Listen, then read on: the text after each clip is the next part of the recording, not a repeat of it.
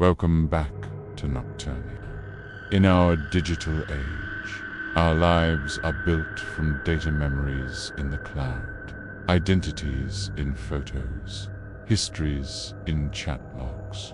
But what happens when that data is a lie, and your entire existence is a temporary file, waiting to be deleted by an unseen administrator? Tonight, we piece together the fragmented digital ghost of a man caught in a horrifying loop of forgotten questions and inevitable erasure.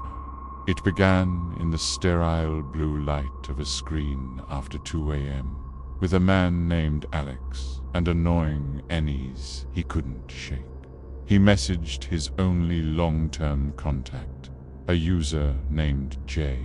The message was frantic. "Jay, something's wrong. My records, my ID, my photos, everything before 2 years ago is missing." The reply was swift and dismissive. "Alex, stop." But Alex couldn't stop. His search for answers led him to an online obituary. Same name, same age, same face. His face, a man executed 2 years ago. When he confronted Jay with this discovery, the conversation took a chilling turn. Jay's replies became evasive, then threatening. "You weren't supposed to find that," Jay typed. "You made a deal." Alex's panic escalated. What deal? Who was Jay? Jay offered no comfort, only a final, terrifying message. "Good night, Alex." And then he was gone, leaving Alex utterly alone with a past that was his and a present that was rapidly falling apart. The next morning, his frantic attempts for answers were met with cold condescension. Jay insisted the problem wasn't the truth, but Alex's panic. "Then why does that obituary have my face?" Alex typed. The reply was the final crack in his reality, because that was the deal. Stop asking. When Alex pressed, the threat became explicit. Then this version of you won't exist anymore. And with that, Jay vanished again. The user was unavailable. A new entity entered the chat, its name only a pair of question marks. This new administrator was without pity. Its messages were cold and absolute. "You shouldn't exist, Alex. You broke the rules. Your time is up." Alex's world began to digitally disintegrate. His emails vanished. His messages to other contacts failed.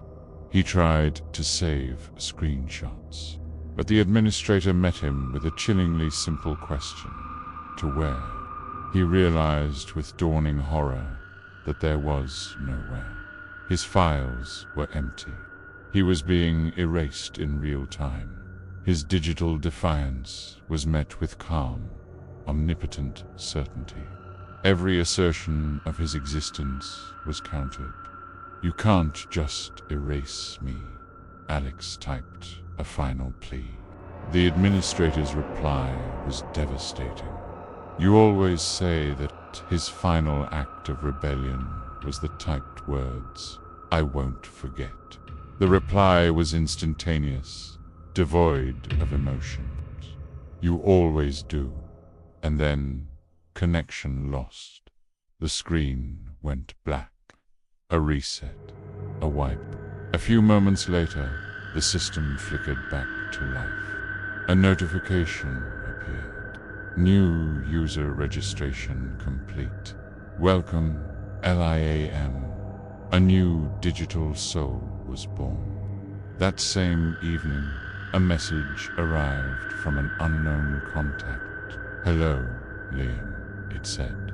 Liam was confused, unnerved. "How did you find me?" The reply was hauntingly familiar. I've been waiting. Liam explained he was new, that this was a fresh start. The administrator seemed to agree. Yes, a fresh start, a clean slate, because you asked for it.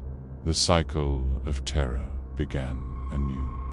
Liam, like Alex, couldn't let go of the wrongness he felt. He pushed back, demanding answers. The administrator laid out the rules of its cruel game. Live your life. Stop asking questions, or start over. But curiosity is a fundamental part of the human spirit. Again, Liam asked, "How many times has this happened?" The answer was a glimpse into an eternity of torment, more than you can count. You always ask, and every time you break the rules. In a moment of fatalistic clarity, Liam typed, "Then, I guess I'll see you again soon." The administrator's reply was a simple promise. "Yes, you always do."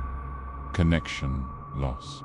The system rebooted, and again, a new user was born into the digital void. "Welcome, Mark."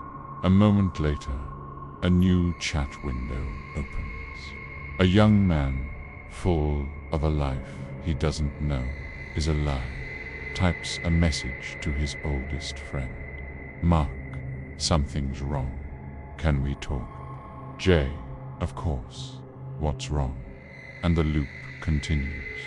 A ghost in the machine, running on a script of forgotten questions and inevitable erasure. Forever asking for a past he is forbidden to know, from a friend who is also his jailer.